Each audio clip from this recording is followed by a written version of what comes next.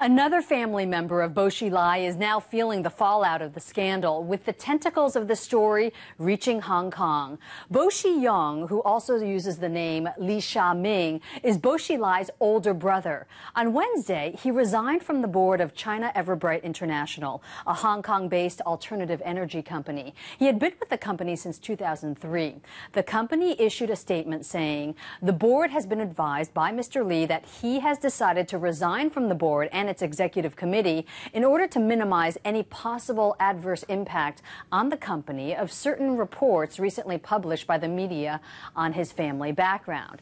Now, this resignation comes after Bo Xilai's son, Bo Xilai, who you see here on the left, issued a public statement at Harvard where he's studying for a master's degree.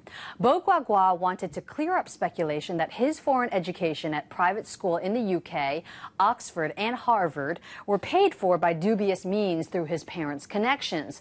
He said his education was paid for by scholarships and money his mother earned as a lawyer.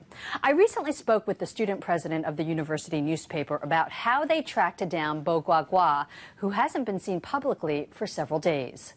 2 weeks ago, one of our writers sent an email to Bo Xilai, his official Harvard Kennedy School email account. And for about 2 weeks, he didn't answer.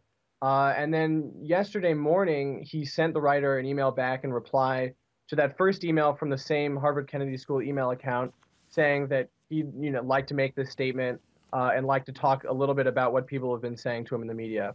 Another focus of the Bo Xilai story is the wealth his family has accumulated. For a Communist Party official who's supposed to earn a modest salary, he and immediate relatives are reportedly worth tens of millions of dollars through business dealings and powerful political connections. Much of the money is reported to be held outside of China. Professor Ding Shui Liang of Hong Kong's University of Science and Technology knows some of Bo Xilai's family members. I asked him how Bo Xilai could have accumulated so much wealth and how he might have moved the money outside of China, evading China's capital control rules. He told me over the phone he was not an ordinary member of the Politburo. He was one of the earliest PRC officials who had established wide overseas protection.